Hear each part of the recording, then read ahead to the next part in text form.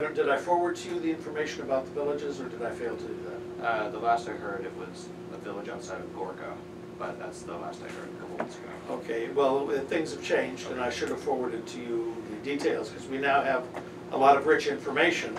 Joshi Sensei was able to get a lot of rich information about each village, and the demography, and the layout of the villages, so all the things that we didn't have last year, we have this year. Wow, okay, good. So we have very rich information there. I guess before we break up into any groups, I wonder if we have any questions in general for Drake from either Hiroshima. If you have any questions about what Drake can bring to this and what help he can provide, because we're hoping he's going to be there. And then members of the class, if you've got any questions or comments for Drake about his experience, how he survived, came back, and now he's got a suit on. I mean, this is terrible. But he is here recruiting. So if anyone is interested in work after school, it might be worthwhile to talk. In a company that actually pays substantially. They pay real salaries. Okay, so go ahead. Can I ask Drake, your company, and you're interested in Nepal, clearly, is part of your interest about business development there? To buy your products, or? No, my company is an economic consulting firm, so I'm in the energy practice specifically. A lot of the work that we do is specifically in the U.S. and in the energy markets in the U.S. Nepal came from my senior design thesis, where electrification of rural areas generally is an interest of mine and a passion of mine. So that's why I worked on it last year. Ultimately, that's why I'm back here. So in Nepal would be the feasibility of doing this successfully, I guess. Right, exactly. How do you actually design something that is going to be implemented? Well, I'd like to ask our colleagues in Hiroshima too, how much do you want to pursue this idea of business development in these two villages, and for your thought too, in terms of modeling. I mean, one thing is the house, so it has electricity, but another thing is so the village can be economically sustainable. Is that an interest to Japan, to Hiroshima? I guess we don't have that idea in our mind. It's just about doing field work and coming up with some feasible solutions that could be applicable in those villages.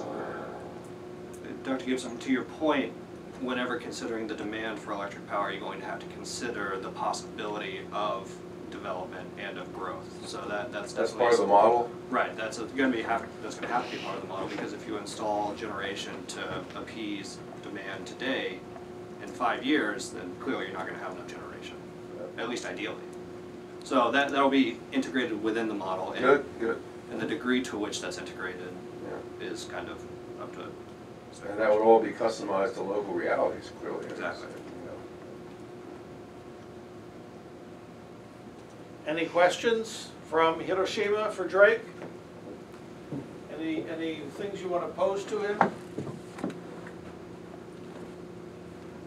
Not from us. How about from Poland? Too early in the morning. Take that as a no. Yeah, apparently it's too early in the morning, and you've not been thinking about the Tatari Mountains and the villages there that recently. Okay, so any questions from our class for Drake before we move on?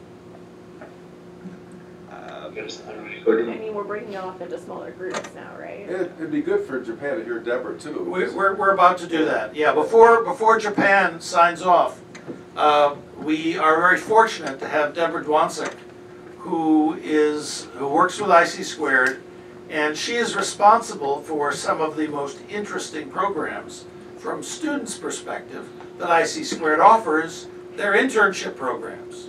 And I've been trying to pitch you all to have you go off and get into nice, dangerous areas. And so she's here to tell you about the kinds of places that she's willing to send some students. So, Deborah, and we're glad you made it. You just flew in, right? Yeah, just this afternoon. So you just came in, okay. So Deborah, go ahead, and you're on Japan as well, on to Japan as well. Okay. So I'm going to describe a project that IC Squared is doing that's funded by the U.S. Department of State to help Indian women entrepreneurs.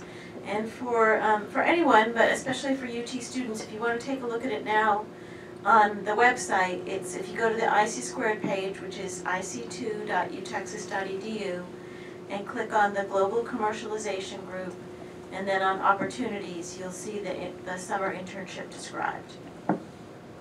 So, but the way this program started, as I said, is because the Department of State has asked us to help train young women entrepreneurs in India. So our target are women who are at universities and have innovative ideas. They may be engineers, they may be social scientists, they could be in business. Anyone who has an idea and is an Indian woman at a university can apply, graduate student or undergraduate student. We just hired someone who started today, Monday, working out of our Delhi office to go around to Indian universities and describe the program. By April, we will have selected 18 Indian women who have applied with innovative ideas, and what they're going to get is training online, training in New Delhi, and training here at the University of Texas at Austin in June. So the idea is not that we're definitely trying to start businesses. We hope that businesses could come out of it, but mainly we want to influence the lives of these young entrepreneurs and let them know that the possibilities, the opportunities in India and internationally to grow real business ideas with the support of our business managers in India, our business managers here, with the support of UT and other international students. The other students who will be involved, besides the Indian entrepreneurs and UT students, are students from Luleå University of Technology. Luleå is a city in the most northern part of Sweden, and IC Squared has had a relationship with Luleå for some time. And they asked if some select students from their MBA program could come here to Austin to participate with UT students and also go to Delhi, and then we're all going to go to Sweden. So the goal of that's sort of background on helping these Indian women learn about technology businesses and opportunities internationally. For the UT students, 6 UT students will be selected, and it will be for a full-time internship in June, July, and could go into August. I know LBJ students need a 12-week internship, so we can meet that. Is it 10 or 12 weeks? You have 400 hours? 10. It's Okay, gone down yeah. to 10, so. Yeah. So 400 hours will work for us. But we'll probably have, I already have some applications, and there could be from undergraduate students or students in any discipline at UT. The students who are selected will first come to this building here in Austin and get 2 weeks of exposure to the Indian innovations that we've been working with already for a couple months. We'll learn how to investigate markets here in the US on that, and we'll be working via distance with the Indian women. After 2 weeks, the 18 women who represent the innovations will come to Austin for a 2-week period. Also, the 6 Swedish MBA students who, via distance, have been working on these innovations will come to Austin. And so for 2 weeks, the tri-national teams will work here on specific opportunities in business development for the Indian innovations. Following that, all of us will go to New Delhi. And after investigating, in particular, US opportunities for the innovations, we'll then go to India and see what might need to be tweaked. Maybe we need to talk specifically to innovators. Maybe we want to investigate some Indian markets that we can best do from there. And at that time, our Indian women innovators will probably be engaged in their own classes, but they'll meet with us sporadically in that 2-week period. Then the UT students and the Swedish students will go to Luleå, and we're going to spend time there working with the Arctic Business Incubator. It's up near the North Pole. And they'll help us with some EU considerations and opportunities and challenges for bringing these innovations to the EU markets. So we'll spend another week and a half there, or about a week really. Then we'll leave our Swedish and Indian friends behind. UT students will come back here, and then we may narrow down the pool of innovations that we're working with. And for the 6 UT students remaining here, our job is to get some real business deals for some of the selected innovations. And that winds up the internship. It needs to be taken for credit. Could be the LBJ internship credit course. There is no stipend. We will pay for your airfare, your hotel, and your breakfasts during travel. There are some expenses that you would need to pay for. You need to arrange your own visa, which is not very expensive if you have a U.S. passport. It could be more expensive if you don't have a U.S. passport, and you need any incidental expenses that you have while traveling.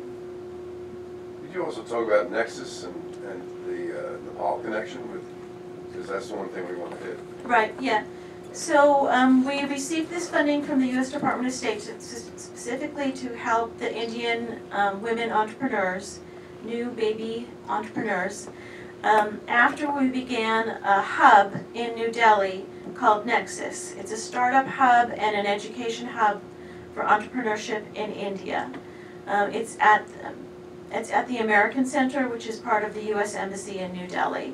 We have a full-time manager there, training more experienced entrepreneurs than we'll be working with in this program that I described. Companies that are already in the market, they're kind of going through incubation or some kind of acceleration of their business ideas. So an offshoot to the Nexus project is this project with young Indian women entrepreneurs.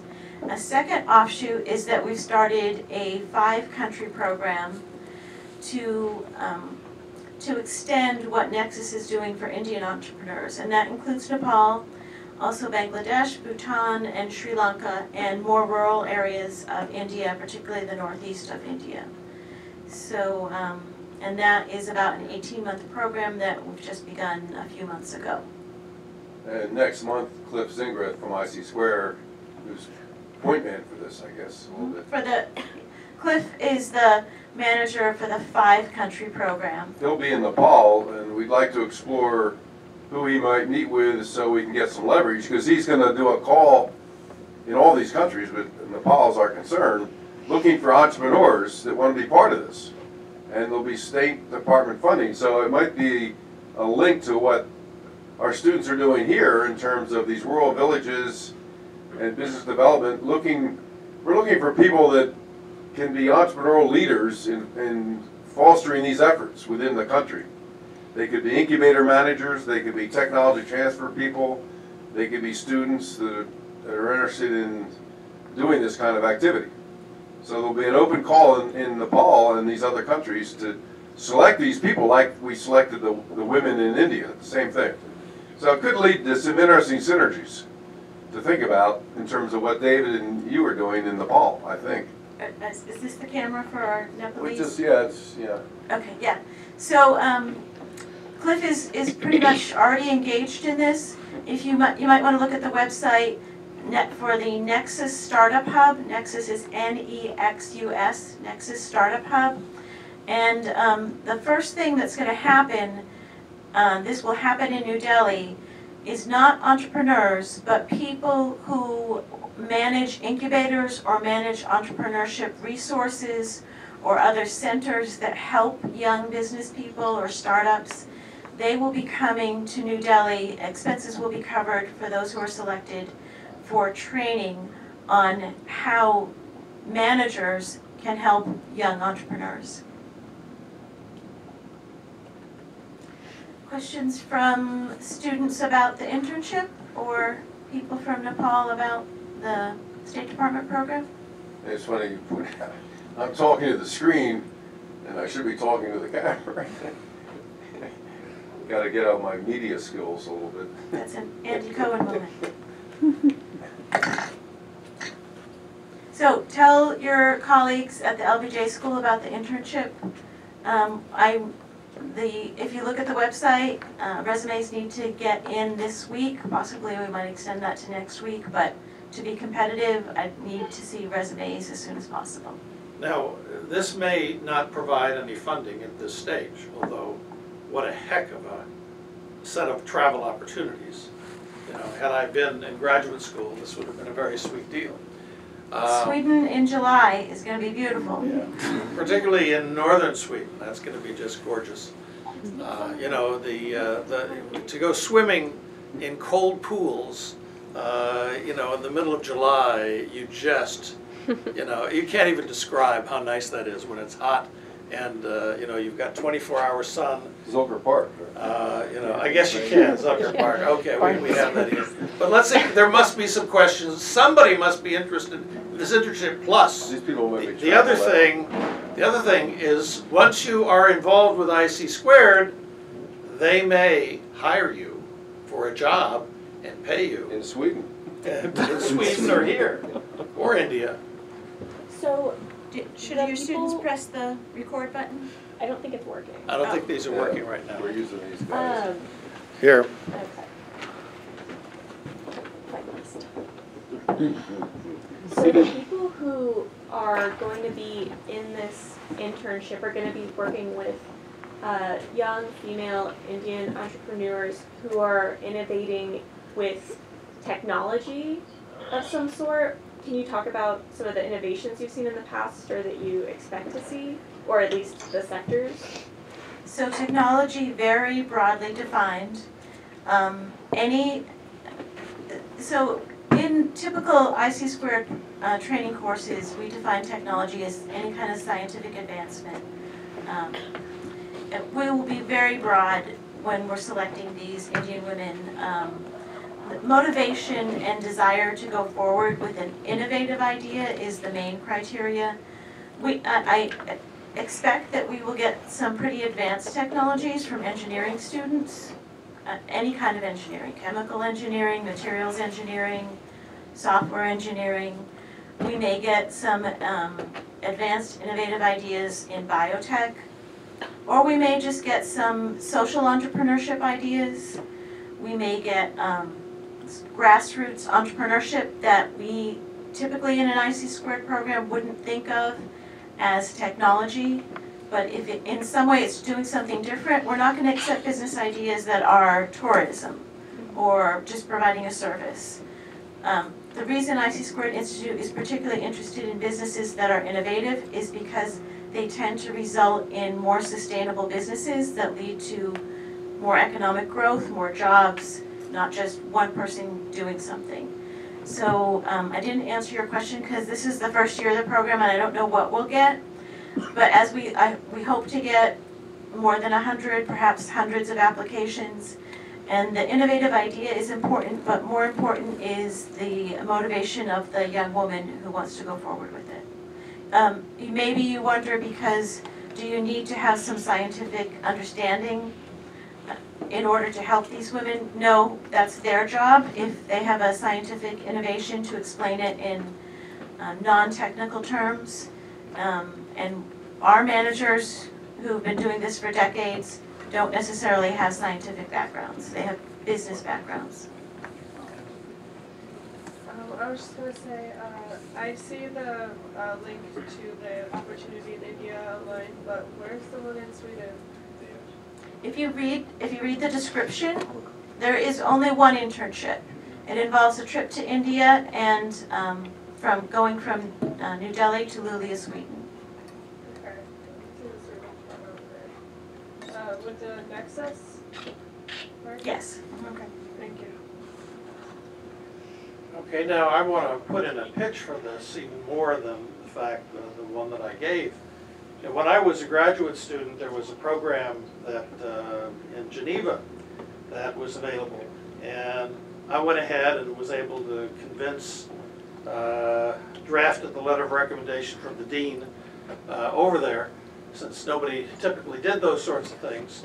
and went ahead to Geneva and met people from a number of different countries. And I have to tell you, those friendships that I made at that age with those kids, they've lasted a lifetime. You know, I still am good buddies with those folks. And, you know, I've been to Poland half a dozen times, and it's because I met some wonderful Poles at that meeting in Geneva. And so we're still good buddies, and I'm taking a group of 25 undergraduates to Poland this summer that really comes out of the experience and being with people. So this is an opportunity to really make friends in a variety of places. I mean, you can't pay for this opportunity for higher education. Of course, you're in this class, so you've already bought into that logic to some degree, but or that insanity. But I do think it's worth doing. And working with IC Squared, they're incredibly professional, and it's really a good opportunity. What else can we pitch to get them to consider applying? Thank you. Tell your friends. Tell your friends. Yeah, and the teams, you'll be working in teams. This is not going to be directed, this is not going to be micromanaged by IC Squared managers. So the UT, the Swedish, the Indian teams that you'll be put on, you'll be responsible for those products, so the deliverables. So you really will be working closely with people from 2 other countries. Okay, well, Deborah, now let me ask one question for our Japanese colleagues. If they are willing to cover the costs of their travel, do you think? Okay, sorry, you're right. Do you think we could have somebody from IDEC or the Tauyaka program who might come and participate in this program, come to Austin, go to Sweden? You know, is that something that would be an option? Because we like to involve Tauyaka and IC Squared in everything. Any thoughts about that, Deborah? If we get a good applicant from Japan or from Poland or from wherever, one of the IDEC students, Tauyaka students, who, if they could cover their own travel, they could be productive? There still would be some other expenses, but yeah, let us know. You could expand the network, yeah. Yeah, so think about that and pass this on to your other Tauyaka students, because here's a wonderful field opportunity that is very different and very practical, looking towards trying to see whether some businesses can be begun or incubated or enhanced. Any other questions or comments from the class? Okay, well, Joshi Sensei, we're about to then break into subgroups.